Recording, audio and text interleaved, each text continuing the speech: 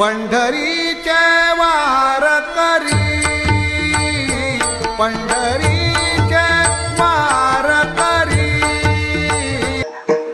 राम कृष्ण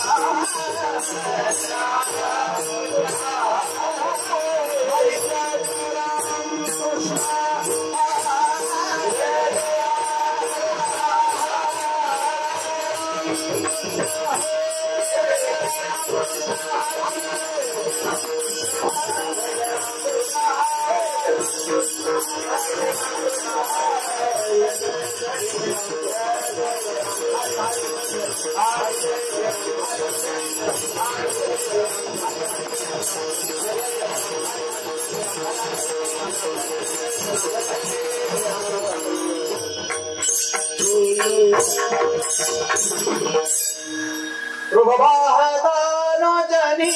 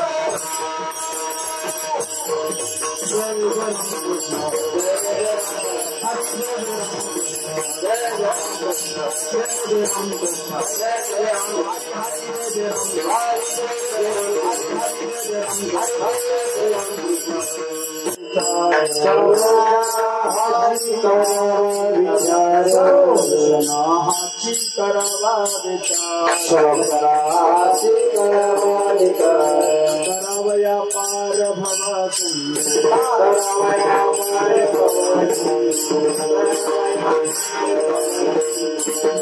संत देह जाणार सतो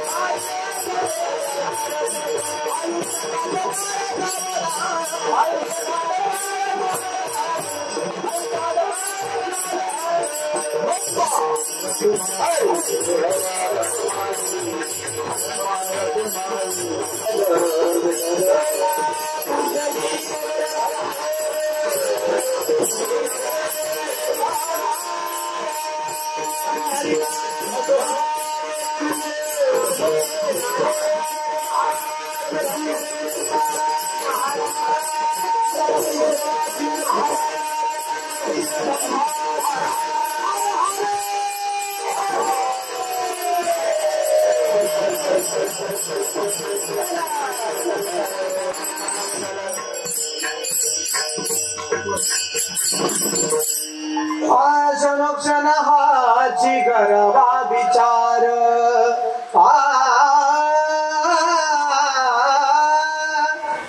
क्षण हाची करवा विचार करवया पार भव सिंधू नाशिवंत देह जाणार सकळ आयुष्य खातो काळ सावधान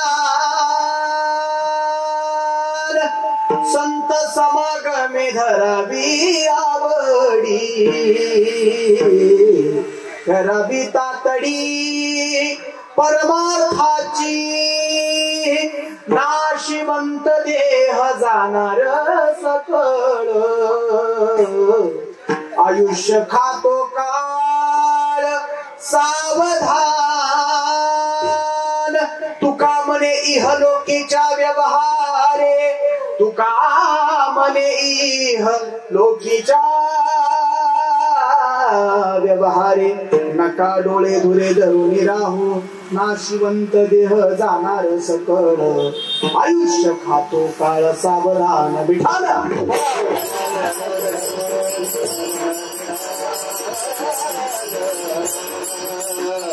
महाकाय सूर्यकोटि समप्रभ निर्विघ्नं कुरु मे देव सर्व कार्येषु सर्वदा गुरुर्ब्रह्मा गुरुर्विष्णु गुरुर्देवो महेश्वरा गुरुर्साक्षात् परब्रह्म तस्मै श्री गुरुवे नमः योगपीठे कटे भीमरत्यं वरं पुण्डलिकाय दातुं मन्दिरे समागच्छति स्कन्दमानन्दस्कन्दं परब्रह्मलिंगं भजे पांडुरंगं पांडुरंगा करू प्रथम नमन दुसरे चरण संतांची त्यांच्या कृपादाने कथेचा विस्तारो बाबाजी सद्गुरु दास तुका सहचरण सरोजन चांदणीला मुदावं जगननिहित पाणी मंडन मंडनानं तरुण तुलसी माला कंदरं कंजनेत्रं सदय धवल हासं विठ्ठलं चिंतयामि जयांचे किरिया स्मरण होय सकल विधींचे अधिकरण तेची वंदू श्री चरण श्री गुरूंचे ते नमस्कार मी आता वसुदेवं सुतं देवं कंस चाणूर मर्दनं देवकी परमानंदं कृष्णं वंदे जगद्गुरु नमो ज्ञानेश्वरा निवृत्ती उदार सोपान देवा मुक्ताबाई नमो त्रिभुवन पावनी अद्दत्रय जननी देवाची या नमो सद्गुरु तुकया ज्ञानदीपा नमो सद्गुरु सच्चिदानंद रूपा नमो सद्गुरु भक्त कल्याण मूर्ती नमो सद्गुरु भास्करा पूर्णकीर्ती मस्तक माझा पायावरी या वारकरी संतांच्या सेवेलागी सेवक झालो तुमच्या लागलो निज चरणा क्षणोक्षण हाचे करावा विचार करावा व्यापार भव सिंधू नासिवंत देह जाणार सकळ आयुष्य खातो काळ सावधान प्रस्तुत प्राप्त स्थळी प्राप्त प्रसंगी आजच्या कीर्तन रूपी सेवेसाठी घेतलेला अभंग विश्वमान्य विश्वभूषण विश्वाधिकारी चिन्मयी स्वरूपी असणारे स्थितप्रज्ञ साधू एखाद्या विशाल वट वृक्षाला झाडाला गुंडस फळ लागावं तसं आपल्या वारकरी संप्रदायाला लागलेलं गुंडस फळ म्हणजे तुमचा आमचा माथा जागेवर राहावा यासाठी ज्यांनी गाथा लिहिला असे देवनिवासी छत्रपती शिवरायांचे गुरुवर्य आणि आपल्या वारकरी संप्रदायातलं कळस व्यक्तिमत्व श्रीमंत श्रेष्ठ तुकोबा राय यांचा हा 4 चरणाचा अभंग असून या अभंगाच्या माध्यमातून जगद्गुरु तुकाराम महाराज तुम्हा आम्हाला एक आठवण करून देतात की जन्माला आल्यापासून मृत्यूपर्यंत मधलं जे अंतर आहे ना त्याला म्हणतात जीवन ते जीवन कसं जगायचं ते जीवन कसं आहे ते जीवन कशा पद्धतीने जगलं पाहिजे याचा ओहापोह या अभंगाच्या माध्यमातून जगद्गुरु तुकाराम महाराज करतात विठाल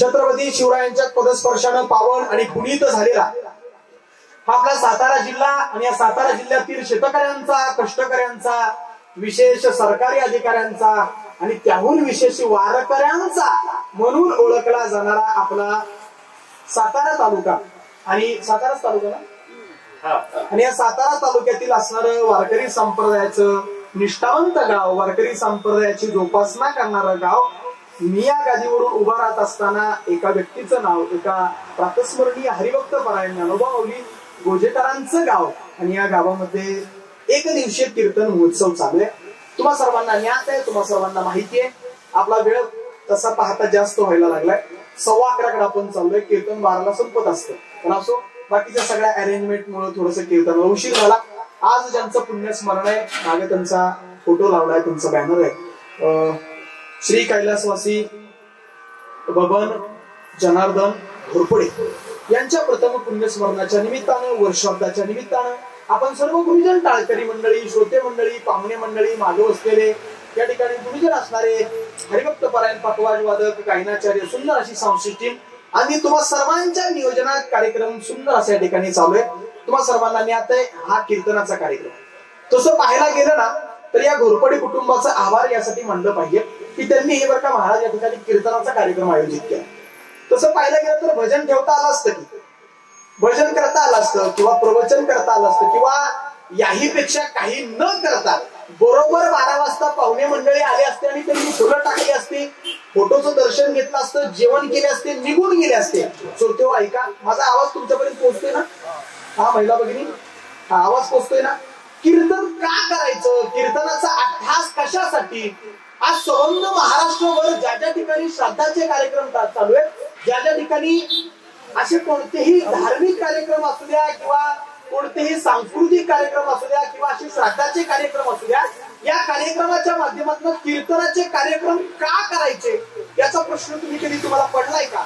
जर याचा प्रश्न तुम्हाला पडला असेल तर त्याचं उत्तर असं आहे महाराज की कीर्तनाचा कार्यक्रम यासाठी आयोजित करायचा की जो व्यक्ती या कुटुंबातून निघून गेलेत ना त्यांच्या आठवणींना उजाळा मिळावा म्हणून कीर्तनाचा कार्यक्रम आहे. मला सांगा, कीर्तन नसतं तर एवढी लोक या मंडपात कीर्तना व्यतिरिक्त बसली असती का? आता कीर्तन म्हणून तुम्ही बसलाय महाराज, आणि कीर्तन यासाठी ठेवायचं की या कुटुंबाच्या वतीनं या समाजाला काहीतरी ज्ञानदान झालं पाहिजे. पुढं बसलेल्या श्रोत्याला, पुढं बसलेल्या सर्व गायनाचार्यांना, पुढं बसलेल्या पाहुणे मंडळींचं असणारं शरीर या भगवंताच्या नामस्मरणात हरिरूप झालं पाहिजे, एकरूप झालं पाहिजे, म्हणून महाराज त्या ठिकाणी कीर्तन करायचं. कीर्तनाची व्याख्या आजच्या कीर्तनातनं घेऊन जा. काय कीर्तनाची व्याख्या? तर कीर्तनाची व्याख्या अशी आहे की तुम्ही आम्ही सर्वांनी एकत्रित मिळून केलेला हरिनामाचा काला म्हणजे कीर्तन आहे. आणि कीर्तन कशासाठी? तर आपलं शरीर, आपलं अंग हरिरूप झालं पाहिजे. संत म्हणतात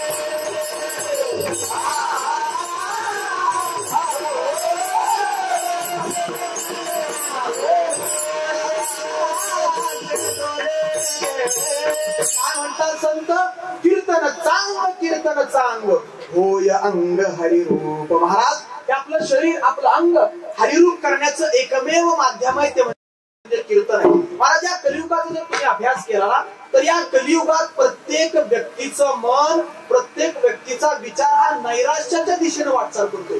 आज प्रत्येक माणूस टेन्शन मध्ये, आज प्रत्येक व्यक्ती महाराज टेन्शन मध्ये. बघा ना, कीर्तनाला सुरुवात झाली परंतु अजूनही कितीतरी लोक टेन्शन मध्ये.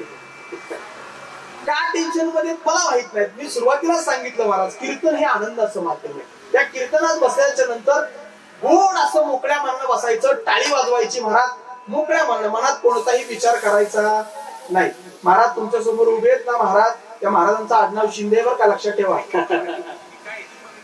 आता तुमच्या तालुक्याला काही वेगळं सांगायची गरज नाही मला, तुम्हा सर्वांना ज्ञात आहे. त्यामुळे आपलं या मंडपातलं शिंदे सरकार साधारणतः 12:15 पर्यंत टिकावं असं जर तुम्हाला वाटत असेल तर आपल्या या मंडपातल्या शिंदे सरकारला, हो मी बाहेरचं तिकडचं वरचं बोलत नाही, या मंडपातलं शिंदे सरकार कुठे फोटो आडनाव बघा, हे मंडपातलं सरकार टिकावं असं जर तुम्हाला वाटत असेल तर आपल्या सरकारला काय लागतं तर ज्या ज्या वेळी विठ्ठलाचं भजन होईल त्यावेळी तुम्ही सुद्धा हाताने टाळी वाजवायची आणि गोड पांडुरंगाचं भजन करायचं. 12:15 नंतर आपलं सरकार पडलं तरी चालेल बाई, हे सरकार आपलं पडू द्या हो, पण हे हरिनामाचं सरकार, हे नामस्मरणाचं सरकार कधीही महाराज पडता कामा नये.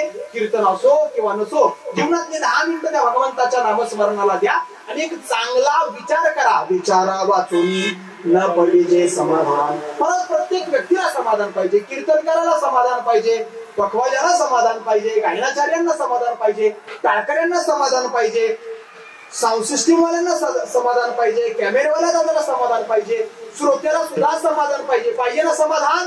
प्रत्येकाला समाधान पाहिजे. समाधान पाहिजे असेल ना तर चांगला विचार करावा लागेल. बघा महाराज, हा भगवान परमात्मा आहे ना, बऱ्याच लोकांना चांगल्या चांगल्या गोष्टी देतो. फिरायला फोर व्हीलर गाडी देतो, जेवायला पंचपक्वानाचं जेवण देतो, चांगला बंगला देतो, सगळे धन दौलत पैसा इस्टेट सगळं आहे. पण विचार चांगला नसेल, संध्याकाळी 12 वाजल्यानंतर झोपेची गोळी खाल्ल्याशिवाय झोप येत नसेल, त्याला उपयोग आहे का महाराज?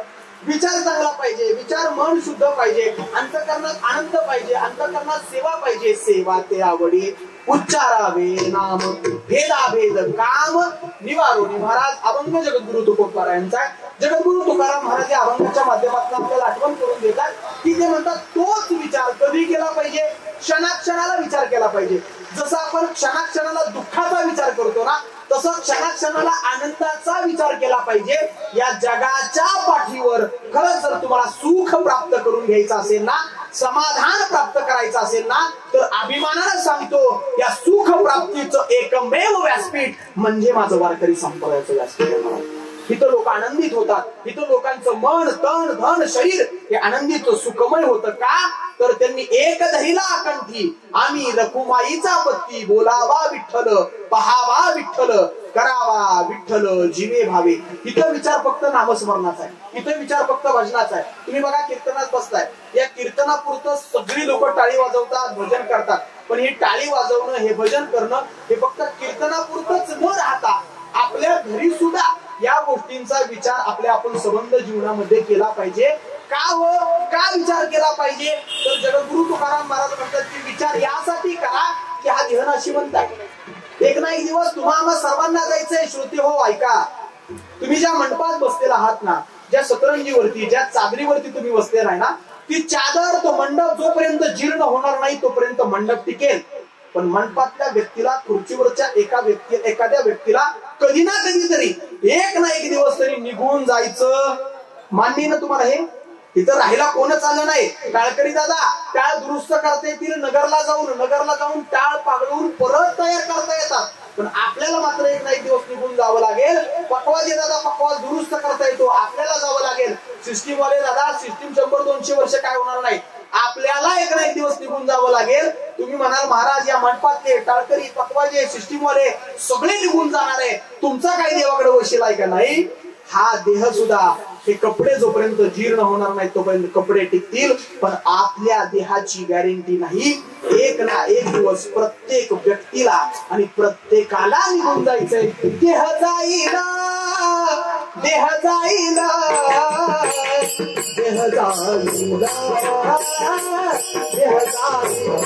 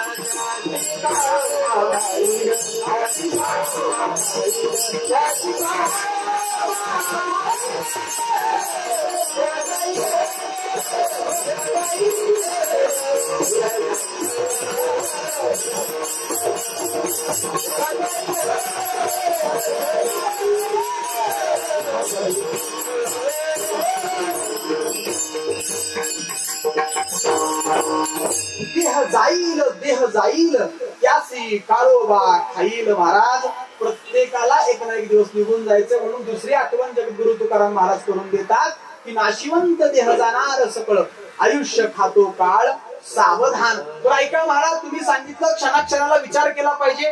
तुम्ही एक आठवण करून दिली की म्हटला की आमचा देह, आपला देह कधी ना कधी एक ना एक दिवस निघून जाणार आहे. मग त्याच्यातून तरुण जायचं असेल तर काय करावं लागेल? तर संतांच्या संगतीत गेलं पाहिजे. संत समागमे धरावी आवडी, करावी तातडी परमार्थाची. नको झाला त्रास होतो महाराज. लगबग केली पाहिजे, गडबड केली पाहिजे. जसं आपण एखाद्या लग्नाला जायचं म्हटलं, एखाद्या पाहुण्या आवड्याच्या कार्यक्रमाला जाण्यासाठी जशी लगबग करतो ना, जशी गडबड करतो ना, तशी गडबड महाराज संतांच्या संगतीत जाण्यासाठी केली पाहिजे. आणि मग सगळ्यात शेवटी तुकोबा आपल्याला आठवण करून देतात. हे बघा, तुम्ही जर चांगला विचार केला नाही तर देह नाशिवंत आहे. तुम्ही जर संतांच्या संगतीत गेला नाही तर एक आठवण गोड करून देतात. तुका म्हणे इह लोकीच्या व्यवहारे, नका डोळे भुरे धरून राहो. त्याच्याकडे काना डोळा करून चालणार नाही. जायचंय सर्वांना संतांच्या संगतीत जा, चांगला विचार करा.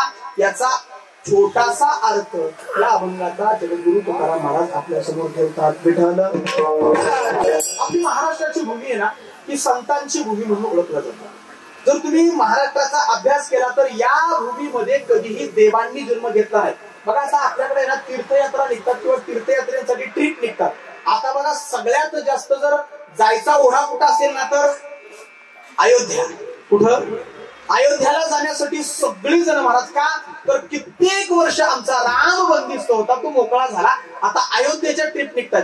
पण असं कधी झालंय का बाहेरच्या राज्यातनं देवाला भेटण्यासाठी, देव दर्शनासाठी बाहेरच्या राज्यातनं लोक महाराष्ट्रात आले नाही? महाराष्ट्रात ज्या ज्यावेळी लोक बाहेरची येतात ना, ती फक्त आणि फक्त संतांच्या भेटीसाठी किंवा संतांच्या दर्शनासाठी येतात. ज्ञानोबा, तुकोबा, एकोबा, सावता महाराज, सकल संत मायबापांनी या महाराष्ट्राच्या भूमीत जन्म घेतला. मला तर अभिमानानं सांगावं असं वाटतं सौरभ महाराज, की या सकल संत मायबापांनी बाकीच्या भूमीमध्ये जन्म न घेता महाराष्ट्रात जन्म घेतला. म्हणून आपली भूमी पवित्र झाली. पवित्र ते कुळ, पावन तो देश, जेते हरीचे दास जन्म घेतली. या संत मांदियाळींनी या भूमीमध्ये जन्म घेतला, म्हणून आपली भूमी पवित्र झाली महाराज. खरं या संतांना अधिकार कुणाचा द्यावा? श्रोते मंडळी ऐका, संतांना उपमा कुणाची द्यावी? ते जे भेटे भूत ते ते मानिते भगवंत, हा भक्ती योग निश्चित जाणं माझा. जो जो माणूस भेटेल ना, त्या प्रत्येक व्यक्तीमध्ये भगवंत त्या संतांनी सांगितला.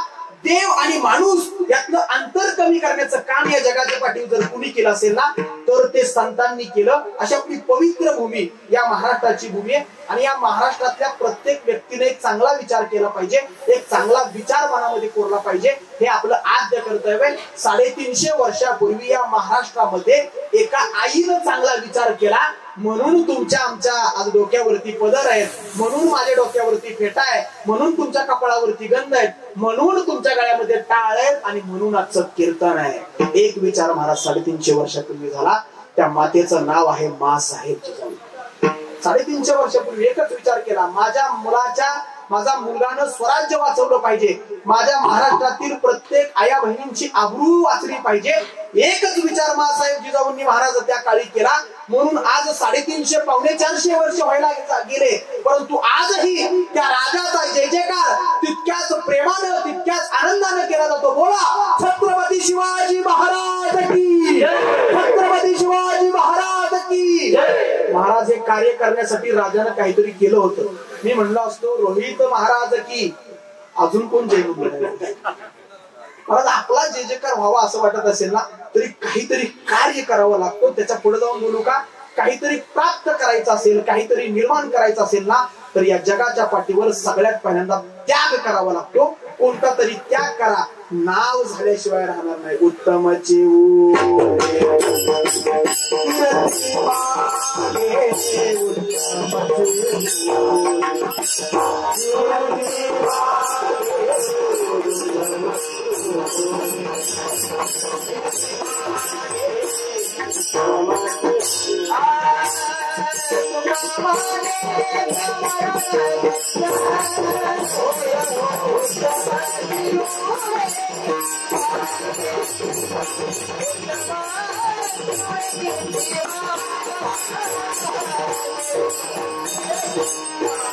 तुका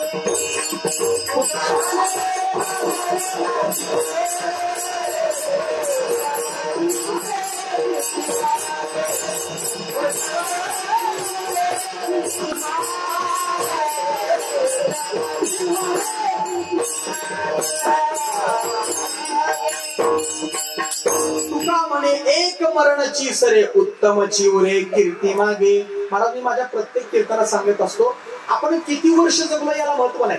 माझ्याकडे लक्ष द्या, आपण किती वर्ष जगतो याला महत्व नाही.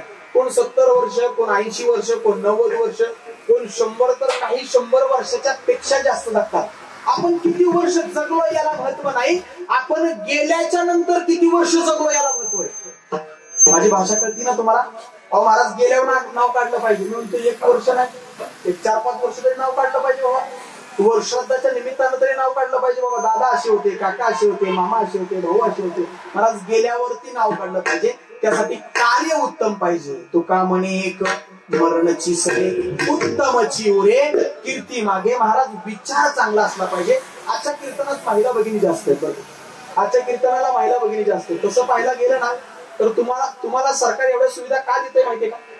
तुमच्या लक्षात आहे का? काय एवढ्या सरकारी सुविधा तुम्हाला देत आहे? 7-7 हजार 7.5 हजार तुमच्या अकाउंटला आले. का आले? आता बोलू शकतो, आता झालंय, उद्या निकाल. तुम्ही म्हणाल महाराज काय प्रचार करतायत का? नाही, आता झालं की. आता उद्या विषय जो काय होणार आहे तुम्हाला, आता झाला विषय. आता मोकळ्या म्हणून बोलायला अधिकार आहे. परत काय एवढ्या सगळ्या गोष्टी तुम्हाला देतात? याचं कारण असे, मला वाटतंय की सरकारने एखाद्या सरकारमधला कोणतरी माणूस एखादा कीर्तनाला आला असेल आणि त्यांनी बघितलं असेल की कीर्तनातली संख्या पुरुषांपेक्षा महिलांची जास्त आहे. वारीचा महिला जास्त आहेत, इष्टीचा महिला जास्त आहेत, कोणत्याही योजना घ्यायला जा महिला जास्त आहेत. त्यामुळे मला वाटतंय की सरकारने एवढ्या सोयी सुविधा महिलांना यासाठी जास्त दिल्या, तुम्ही कीर्तनात जास्त आहे म्हणून. त्यामुळे कीर्तनात महिलांवरती 100% बोललं पाहिजे. ऐका, आज महिला जास्त आहेत म्हणून एक महिलांसाठी एक दृष्टांत तुमच्या समोर ठेवतो, ऐका. उत्तर भारतामध्ये ना एक महिला संत होऊन गेल्या, त्यांचं नाव आहे कर्माबाई. सौरभ महाराज तुमचं कधीतरी तिकडे जाणं होईल. जगन्नाथपुरीतल्या त्या संत आहेत कर्माबाई. त्या कर्माबाईंना संबंध महाराष्ट्रामध्ये, संबंध भारतामध्ये कोणही संत म्हणत नाही मामा. ऐका, कोणच त्यांना संत म्हणत नाही. एक दुर्दैव आहे. त्या कर्माबाई सौरभ महाराज त्यांनी जर या महाराष्ट्रात जन्म घेतला असताना 100% सांगतो त्यांना कर्माबाई कोण म्हटलं नसतं, त्यांना संत कर्माबाई अशी उपमा 100% लागली असती. ही महाराष्ट्राचं सुदैव आहे. पण नाही, त्यांनी या महाराष्ट्राच्या भूमीत जन्म नाही घेतला. जगन्नाथपुरीतल्या कर्माबाई महाराज, ऐका, त्या कर्माबाईंचा रोजचा दिनक्रम मी तुम्हाला विचार सांगतोय. त्या कर्माबाईचा रोजचा दिनक्रम असायचा की त्या जगन्नाथपुरीतल्या ग्रामस्थांनी, जगन्नाथपुरीतल्या गावातल्या लोकांनी त्या कर्माबाईला 10 बाय 10ची झोपडी बांधून दिली होती. त्या झोपडी जर तुम्ही कधी गेला ना तर त्या कर्माबाईचा सातबारा मोठा नव्हता. कर्माबाईकडे धन दौलत पैसा इष्टा सोनं नाणं काहीही नव्हतं.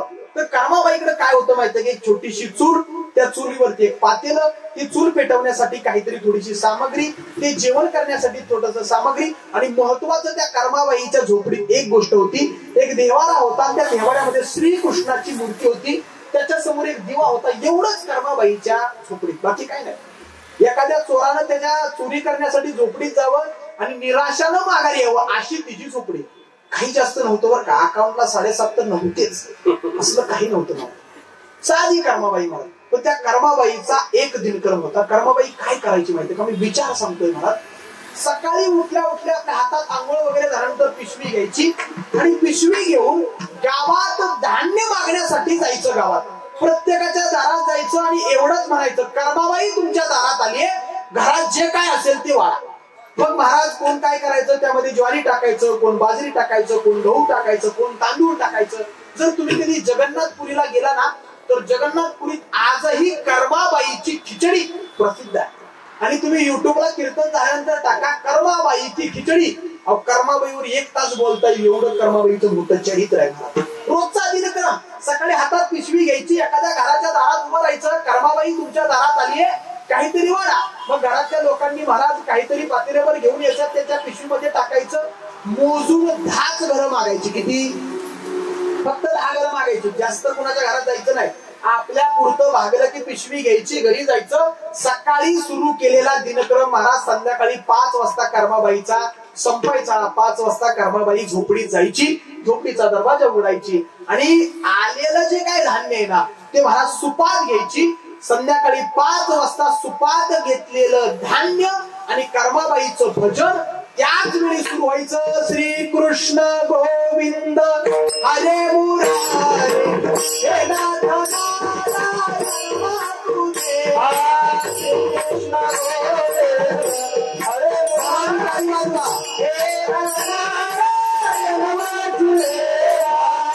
कृष्ण गोविंद हरे मुरारी हे नाथ नारायण वासुदेवा. श्री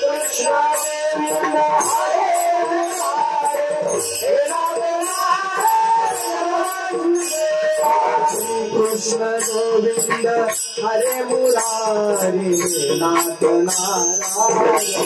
नारायण वासुदेवा. कृष्ण कृष्ण गोविंद हरे मुरारी नाथ नारायण श्री कृष्ण गोविंद हरे मुरारी हे नाथ नारायण श्री कृष्ण गोविंद हरे मुरारी हे नाथ नारायण वासुदेव. भजनाला सुरुवात झाली 5 वाजता. सुपात महाराज सगळ्या गोष्टी घेतले, पाकडण्याचं चालू. श्रीकृष्ण गोविंद हरे मुरारी हे नाथ नारायण वासुदेवा. संध्याकाळी 7 वाजता त्या कर्माबाईची खिचडी तयार व्हायची. तसं पाहायला गेलं तर आपल्याकडे सुद्धा एक खिचडी आहे, बाजरीची केली जाते. आपल्याकडे त्याला खिचडा म्हणतात, बाजरीचा खिचडा. ती बऱ्यापैकी बाजरीची बनवायची, कधी गव्हाची बनवायची, कधी तांदळाची बनवायची. आणि खिचडी कर्माबाईची 7 वाजता तयार व्हायची. 5 ते 7 रोजचा दिनक्रम श्रीकृष्णाचं भजन आणि रोजचं भजन महाराज चालू. 7 वाजता त्या कर्माबाईची खिचडी तयार झाल्याच्या नंतर कर्माबाई ती पातेल्यात तयार झालेली खिचडी महाराज आपल्या ताटात काढून घ्यायची. एक तांब्या शेजारी ठेवायची आणि त्या मूर्तीकडे बघायची. देवाऱ्यातल्या श्रीकृष्णाच्या मूर्तीकडे बघून ती कर्माबाई हाक मारायची, हे देवा, हे कृष्णा, हे मेरे लाल. हे कर्माबाई ने हाथ के लिए खिचडी बनाई, आ जाओ झोपडी में आ जाओ. महाराज एखाद्या आजीनं आपल्या नातवाला हाक मारावी, हे बाळा, जर तुझ्यासाठी चॉकलेट आणलंय, किंडर जॉय आणलाय, आणि त्या बारक्या पोरानं पळत पळत पळत पळत यावं आणि आजीच्या हातातनं चॉकलेट घेऊन पळत जावं. जसा आजीचा त्या नातवावरती अधिकार आहे ना, तसा अधिकार त्या कर्माबाईचा होता. महाराज त्या 10x10च्या झोपडीमध्ये रोज संध्याकाळी 7 वाजता या जगाचा मालक माझा श्रीकृष्ण परमात्मा त्या कर्माबाईच्या झोपडीत यायचा. कशासाठी? खिचडी खाण्यासाठी. महाराज खिचडी खायला कर्माबाईच्या पुढे बसायचा. भजन मनातल्या मनात भजन तर चालूच आहे श्रीकृष्णाचं. एक घास कर्माबाईने उचलावा, श्रीकृष्णाला खायला घालावा. श्रीकृष्णाने एक घास उचलावा, कर्माबाईला खायला घालावा. महाराज मला तुम्हाला सांगायचा मुद्दा एकच आहे की त्या कर्माबाईचा भाव किती महत्वाचा होता बघा. कर्माबाईकडे जास्त पैसे नव्हते, पण कर्माबाईकडे एकच मनामध्ये भाव होता की रोज संध्याकाळी 7 वाजता या झोपडीमध्ये जगाचा मालक श्रीकृष्ण परमात्मा, पंढरीचा पांडुरंग, माझा देव श्रीकृष्ण जेवला पाहिजे, एवढाच भाव मनामध्ये होता. रोजचा दिनक्रम 7 वाजता जेवायला यायचं. अहो श्रीकृष्ण भगवान परमात्म्यानं खिचडी खाल्ली हे नवल नाही. त्या जगन्नाथपुरीतल्या भगवान परमात्म्याला एक दिवशी वाटलं जगाचा मालक या झोपडीत येतोय, म्हणून एके दिवशी जगन्नाथपुरीतल्या देवानं बाल रूप घेतलं आणि कर्माबाईकडे विनंती केली, अहो कर्माबाई, रोज तुम्ही जेवायला खिचडी खायला घालताय, मला राहिलेला खरडा तरी द्या की. राहिलेला खरडा, तो राहिलेला खरडा जगन्नाथपुरीतला भगवान परमात्मा खायचा. एके दिवशी पुजाऱ्यांची तिकडे लगबग झाली. जगन्नाथपुरीची संध्याकाळची 5 वाजताची पूजा असायची रोजची, आणि पूजेला देव कुठं? कर्माबाईच्या इकडं. म्हणून पळत पळत पळत पळत पळत पळत जगन्नाथपुरीत ते देव पळत गेले. महाराज खाल्लेली खिचडी जगन्नाथपुरीच्या देवाच्या दगडाच्या तोंडाला लागली होती. एवढा मोठा अधिकार महाराज त्या कर्माबाईचा होता. कालांतरानं कर्माबाई निघून गेली. कर्माबाई अनंतात विलीन झाली. त्या गावातल्या लोकांनी कर्माबाईचा सगळा महाराज विधी केला. कर्माबाई निघून गेली. बरोबर 7 वाजता जगाचा मालक माझा श्रीकृष्ण त्या कर्माबाईची हाक ऐकतोय, देवा ये खिचडी खाण्यासाठी, देवा ये, कधी हाक येईल, कधी हाक येईल. पण कर्माबाई राहिलेली. कर्माबाई निघून गेली महाराज. तो जगाचा मालक श्रीकृष्ण त्या झोपडीच्या दरवाज्यात बसून डोळ्यातनं पाणी येऊन रडतोय. कर्माबाई आज तू राहिली नाही, मला खिचडी खायला कोण घालणार? मला तुम्हाला एक विचार सांगायचा होता की यातनं फक्त तुम्ही एकच घ्या की भाव असला पाहिजे. आणि जेवण बनवता बनवता भजन केलं बस. आजच्या कीर्तनातनं महिलांनी एवढं जरी घेतलं ना महाराज, रोजचं जेवण आणि भजन केलेलं जेवण वेगळं लागणार बरं का. भले त्यात मीठ नसतं ना तरी देव मीठ टाकेल, भले त्यात चटणी कमी असते ना देव त्यात महाराज काहीतरी करेल. महाराज बघा, तुम्ही भजन करत करत जेवण बनवण्याचा प्रयत्न करा, नक्कीच त्या जेवणाला काहीतरी ताकद येत असते. तुम्ही कधी वारीत चाललाय का? वारीत वारीत महाराज कुठलं लय मिटन, कुठलं पाणी, कुठलं काय, आता लोकांना माहितीये. आम्ही ज्ञानोबा महाराजांच्या सोहळ्यात चालतो तिकडं, माऊलींच्या सोहळ्यात. आता मागे 98 नंबरची आमची दिंडी आहे. यावर्षी माझी 8वी वारी महाराज चालत पूर्ण झाली. कुठलं पाणी, किती गावं, किती काय नियोजन. पण ते पुढे ताट आल्यानंतर महाराज एकशीत काय शिल्लक राहील.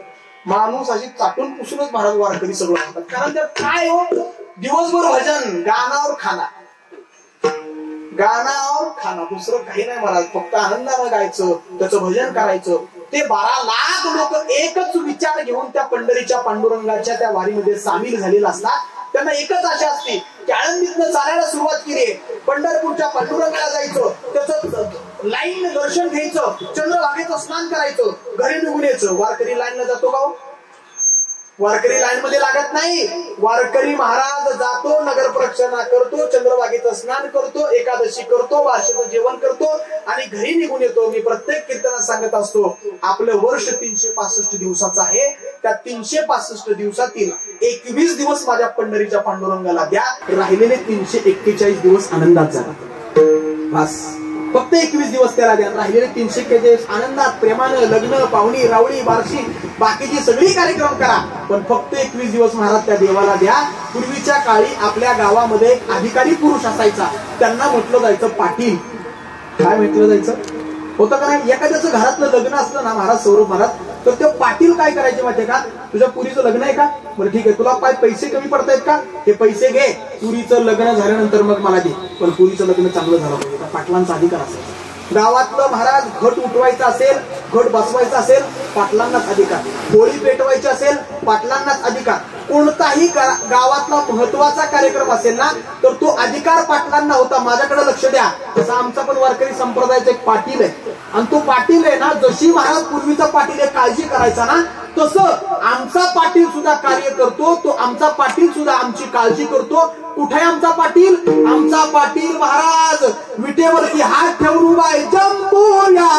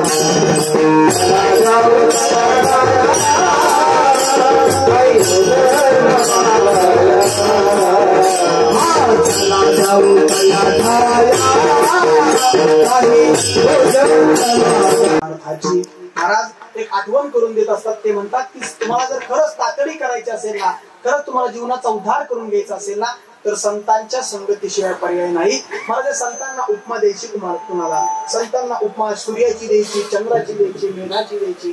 कुणाची उपमा देते? ते जे सूर्य जैसे उज्ज्वळ, परी ते आस्तवे किढाळ, चंद्र संपूर्ण एखादे वेळ, तरी न पुरे, मेघ उधार परी ओसरे, म्हणून उपमेसी न पुरे, निशंकपणे चंपा खरे पंचानन.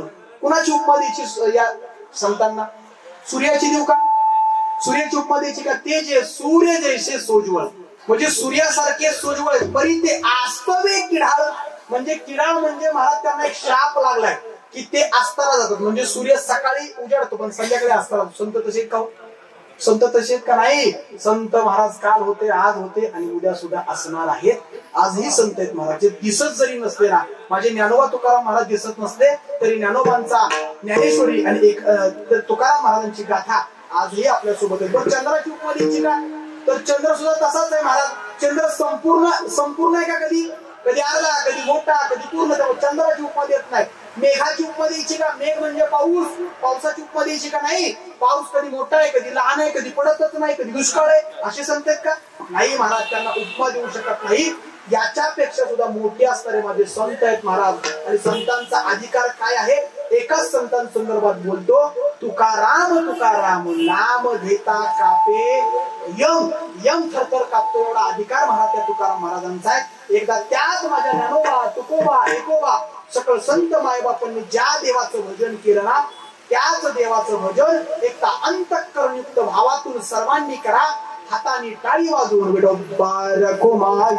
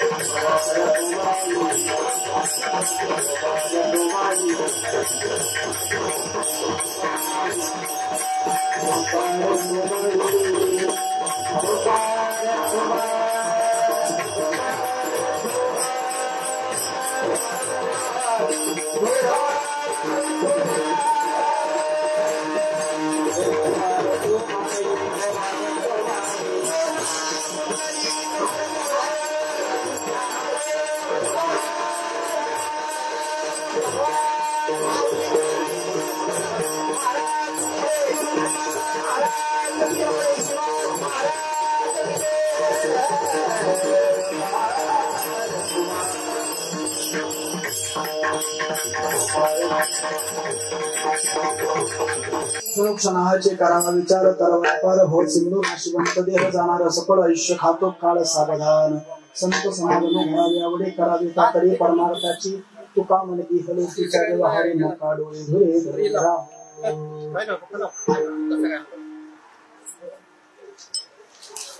आजच्या या कीर्तनासाठी उपस्थित सर्व गायनाचार्यांचे आभार व्यक्त करत असताना वरती यांच्या प्रथम पुण्यस्मरणाच्या निमित्तानं आपण या ठिकाणी जमलोय.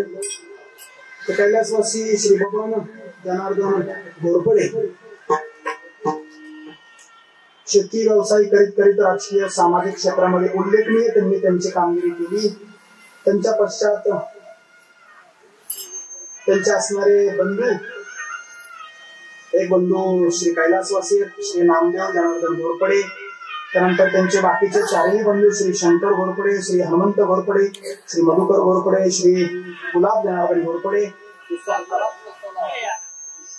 मला वाटतं की सहा भावंडांचं असणार हे मोठ असणार कुटुंब आणि कुटुंबाचे आधार असणारे श्री आपले भाऊ त्यांच्या प्रथम पुण्यस्मरणाच्या निमित्तानं आपण या ठिकाणी जमलोय.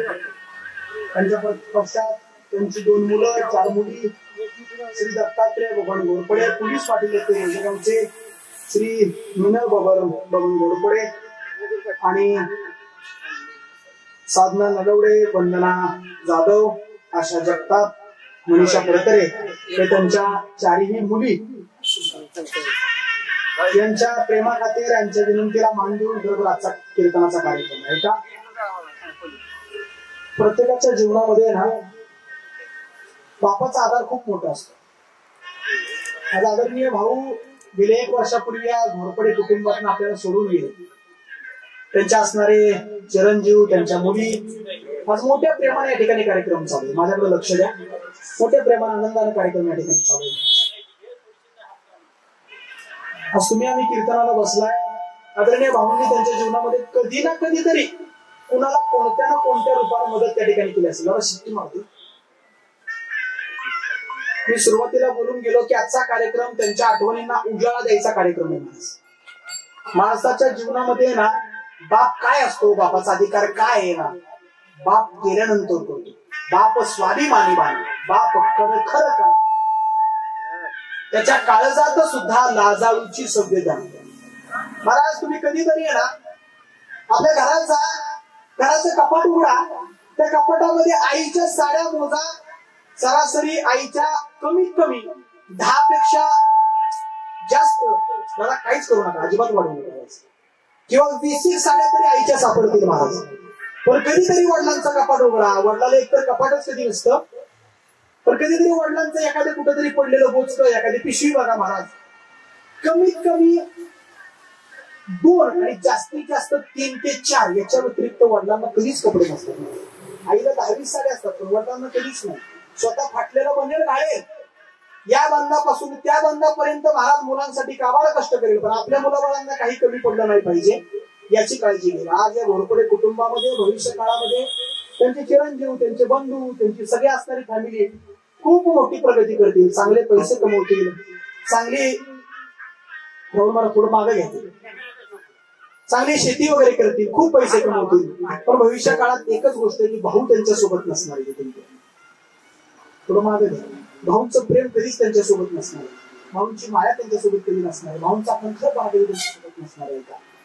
त्यामुळे इथून पुढे या घोरपडे कुटुंबाला एकच विनंती आहे की भाऊंच्या नावाने या वर्षी का पुढच्या वर्षी का होईना एकदा तरी त्यांच्या नावाने एक वारकरी जरी जेवायला घातला ना तरी घराला खूप मोठी पुण्य मला त्या ठिकाणी लागणार आहे. छत्रपती शिवाजी महाराजांचा एक प्रसंग जीवनात सांगतो मी या ठिकाणी थांबणार आहे. छत्रपती शिवाजी महाराज 32 मानाच्या सुवर्ण सिंहासनावरती विराजमान झाले. 6 जूनला त्यांचा राज्याभिषेक सोहळा झाला. एक मावळा सोबत घेऊन त्यांनी कार्य केलं. रयतेच्या डोईवरती सुखाचं छत्र उभं राहावं यासाठी त्या राजाने कार्य केला. 350 वर्षानंतर सुद्धा त्या राजाचा जयजयकार तितक्या प्रेमानं आदरानं होतोय. मला फुलं वाटणार असेल तर वाटायला सुरुवात करा. आणि 32 वर्षाच्या सुवर्ण सिंहासनावरती 6 जूनला राज्याभिषेक सोहळा झाला. दुसऱ्या दिवशी महासाहेब जिजाऊन छत्रपती शिवाजी महाराज दोघंही बोलतात. आणि बोलत असताना आकाशाकडे बघून छत्रपती शिवाजी महाराज मोठ्याने रडायला लागले. मोठ्याने हुंका फुटला. मोठ्याने रडतायत. राजाला का रडताय तुम्ही? तुमच्या डोळ्यात पाणी? असं मासाहेब जिजाऊंनी विचारल्यानंतर मासाहेब जिजाऊंना छत्रपती शिवाजी महाराज म्हणतात, अहो मासाहेब हे लहान असताना रामाच्या कृष्णाच्या गोष्टी तुम्हीच आम्हाला सांगितल्या. तलवारबाजी तुम्हीच आम्हाला शिकवली. वडिलांचं प्रेम लहानपणी आम्हाला कधीच लाभलं नाही, मोठ्यापणी पण नाही लागलं. आज माझ्याकडे सगळं आहे. धन दौलत पैसा इष्ट सगळं आहे माझ्याकडे. नुसता इशारा करायचा दिल्लीवरती भगवा फडकवला या राजानं. सगळं आहे माझ्याकडं. फक्त मास आहे माझ्या डोळ्यातलं पाणी यासाठी येत आहे की हे पाण्यासाठी माझे वडील शहाजीराजे माझ्या सोबत नाहीत म्हणून माझ्या डोळ्यातलं पाणी. माझ्या घोरपडे कुटुंबाकडे मागाशीच बोलून गेलो.